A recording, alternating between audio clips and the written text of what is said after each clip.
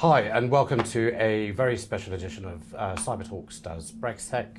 My name is Naveen Vasudeva. I'm the Chief Information Security Officer and founder of CISO International. I'm joined today by Marilise de Villiers. I'm sorry if I've pronounced that incorrectly. My apologies. We're going to take a slightly different take on cybersecurity and actually talk about the psychology behind some of the decisions we make in cyber as executives. And Marilise is pretty much an expert at this, and you've probably seen her on social media and in the real life probably as well. So I'm really pleased to be joined by her, and I'll let you sort of introduce yourself to our cybersecurity community and the things that you do. Thanks, Nav. So yes, I run my own company called Marilise de Villiers Consulting Limited. I know, I appreciate that's a mouthful, but it's essentially my name and my married name together. But yeah, really my aim is to help organizations create safe organizations through their people. So really it's about making sure people become our strongest defense. And it's about safety holistically, so physical safety, cyber safety, as well as psychological safety.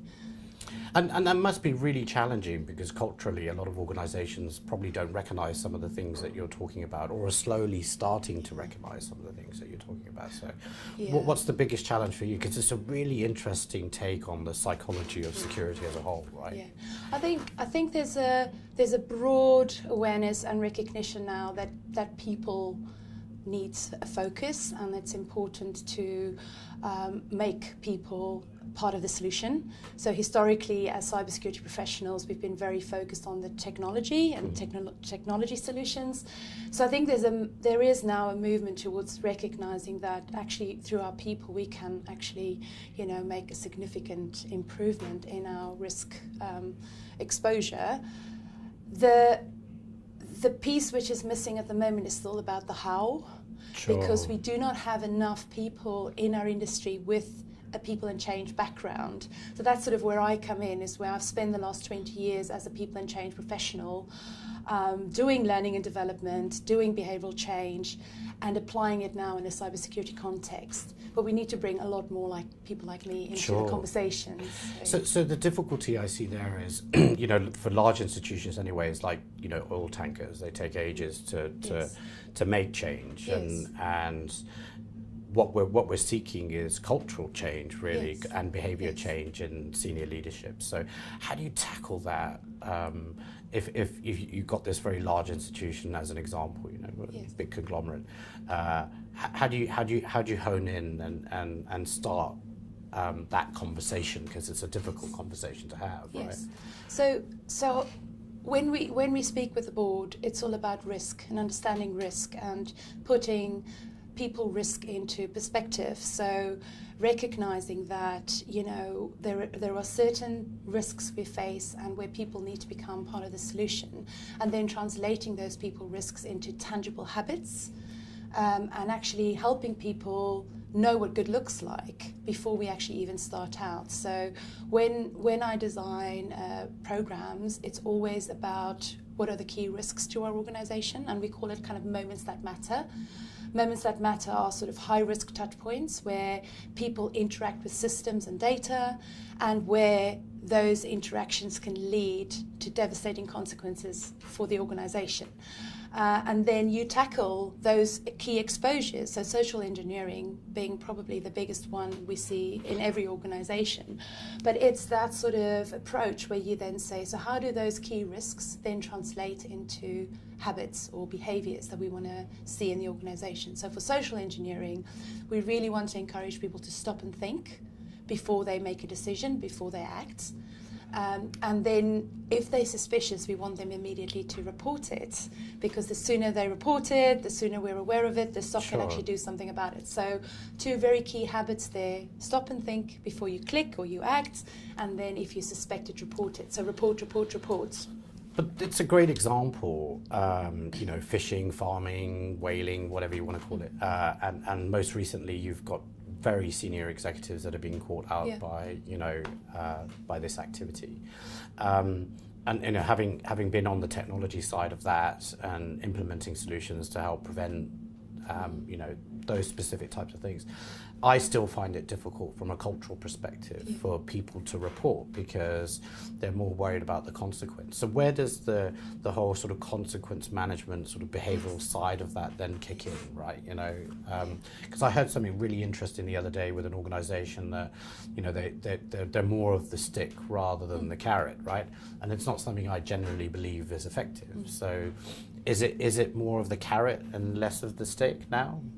So it's a very, very good point, Nav, and I think at the end of the day, this is where cybersecurity cannot fight this issue alone. This is where we actually depend on the larger organizational context and the larger organizational culture, because we are never going to succeed if people are afraid to speak up, right? So, but this is not cybersecurity's job necessarily. Yeah. We have to influence the organizational culture more broadly to create that safe space, to create that psychological safety so that people feel that they can speak up and that they know the consequent management is a fair process, that they will be treated fairly.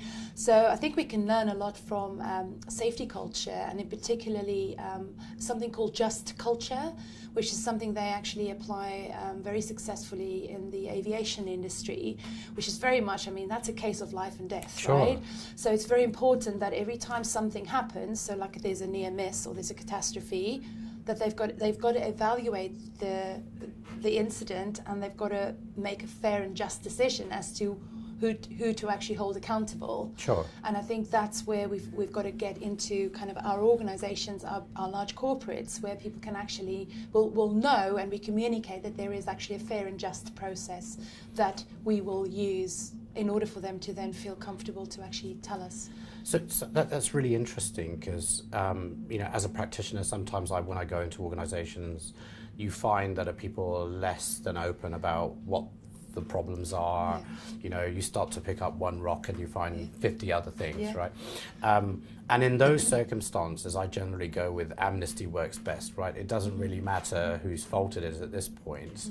You are focused on trying to solve the problem, but I think you have to revisit what caused the problem in the first place, right? Absolutely. So what advice would you give to organizations that are in that situation where they're either going through audits, they're going through assessments, they're now discovering that they've got a bigger issue than they originally thought they had, and it's actually been caused by people rather than technology. So there's a huge sort of behavioral angle that they need to then tackle, because that means that the culture is relatively toxic, maybe, because they're allowing people to get away with not doing their jobs, right? So I think you said it earlier about the oil tanker, and it takes time to turn the oil tanker around. So recognizing that you don't change culture overnight. So this is not because the regulator has said you've got to fix something. You can't just expect in 6 months or a year to tick that box. Sure. Because it's ultimately going to become a compliance and a tick box activity. You're not going to really change behavior, right? So I think it's very important when you start approaching the root cause to recognize that if we want to influence behavior, if you want to change and shift behaviors, it's going to take time. And then it's all about the how. It's all about how you then engage with people. So this is not about just sending loads of communications out and push. This is about having a two-way conversation. Sure. And I appreciate that with large organizations, it's unrealistic to expect to have a two-way conversation with everybody, but it's our responsibility as executives to actually design our solutions so that we can have the feedback loops, so that we can understand how people are feeling, whether people are taking notice, whether we've actually addressed that hearts and minds piece, which is so incredibly important. So it's in the solutions we design. And I think, to be fair today, I think we're still very much following the compliance approach to say, okay, the regulators asked us to do this and tick the box, as opposed to saying, what are the solutions that we need that are really going to shift the culture, move the needle on culture, and what sort of conversations do we need to have? It's almost, we're sort of robotic in our delivery of cybersecurity solution services, absolutely. right? Yeah. And that whole people factor is missed quite significantly, Yeah. and clearly demonstrated in the way that organisations educate and train around cyber, you know, and not even touching on the neurodiversity of the way that people learn, right? So me as a dyslexic, I can't sit there in a classroom and take a test, as an example, so I digest information differently.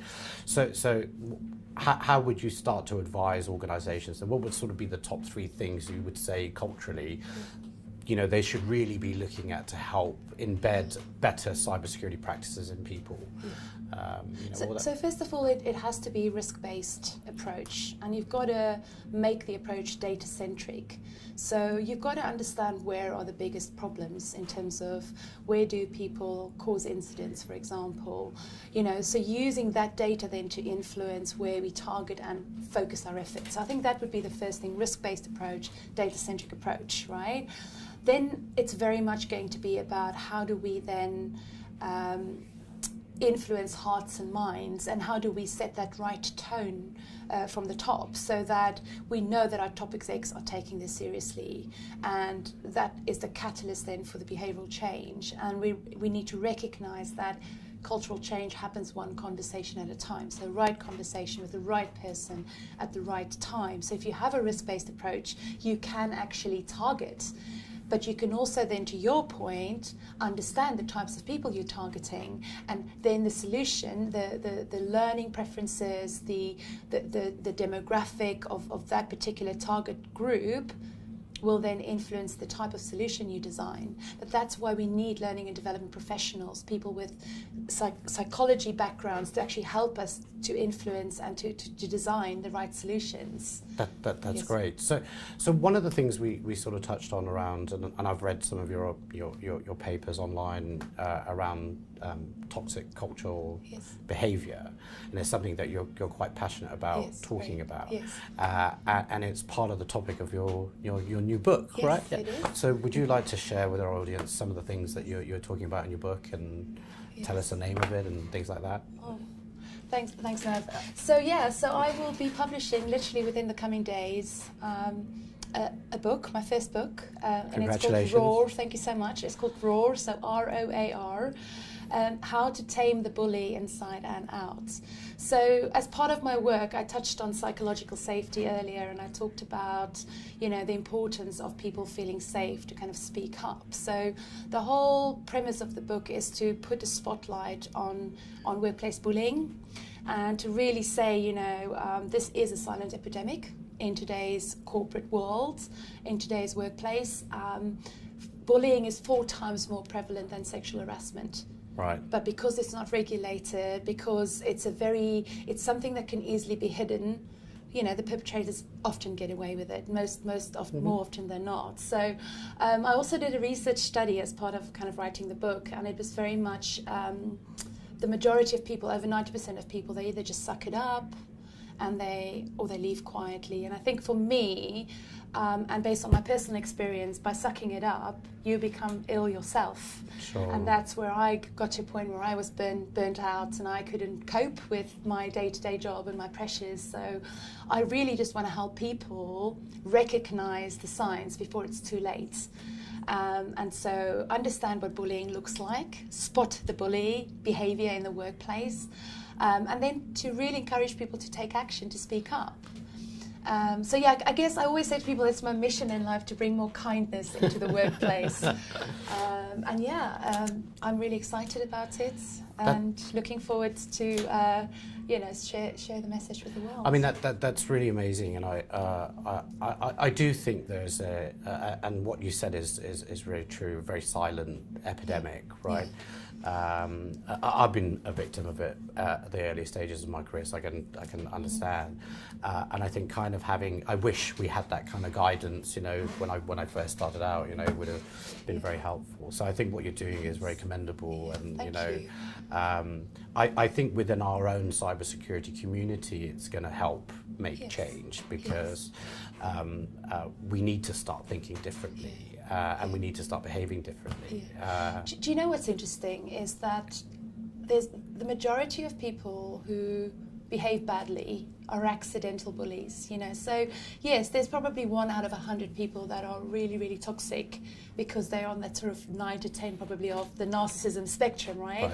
But the majority of people just have a bad day, they're tired, they're stressed, and they just say something and they hurt someone's feelings, or they do something which is just out of line, so they demean someone.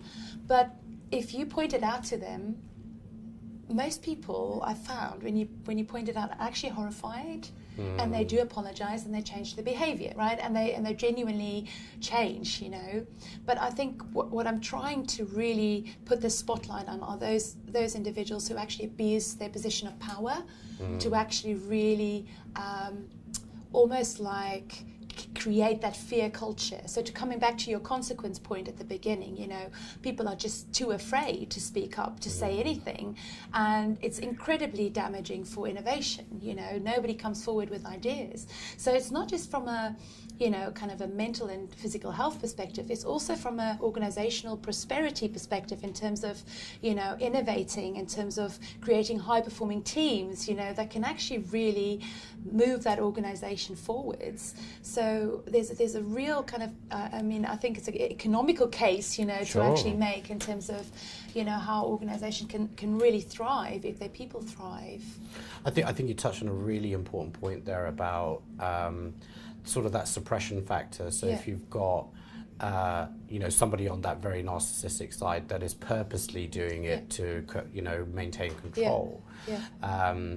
I see that a lot in managers that only know how to manage upwards rather than manage, right? You know, so, you know, they're very directive with their teams in terms of outcome X, right? And you know, the story upwards is something, you know, rather softer. And so culturally, I think that education is so important. So again, I think what you're doing is really amazing. So I call that kissing up and kicking down. Yeah, it's very true. But yes, I think it's very important to realize there that, you know, it's that sort of traditional control and command, my way or the highway type of management. Now, I don't qualify that as leadership. Leadership is something different entirely, but it is people who, and it's very interesting now that most people that are kind of targets in the targets of bullies in the workplace, they're actually the highest performers. So you would often think it's the weaklings, like on the school ground, you know, that gets targeted. But actually, the mindset of and again, I'm talking about a real toxic bully here. The mindset is one of a winner versus loser mentality. So the person has to win at all cost and prove someone else to be the loser. So they pick the highest performers to actually compete with. Because if they can demonstrate that they're the winner over this high performer, then they look good and they can actually show that, you know. So it's a really and it's a really it's a difficult subject, and the thing I try and do in my book is make it really digestible for people, boil it right down to the nub of it, so keeping it really simple. But it's a very, very complex topic to tackle. It is, you know. For sure. So listen, thank you so much for taking the time to talk to me today and for our viewers. So if people want to get in touch with you, or, you know, talk a little bit more about your book, or you know, just generally about your consulting practice, how can they go about doing that? So I mean, I have a social media platform. So I'm on LinkedIn, I'm on Twitter, I'm on Facebook.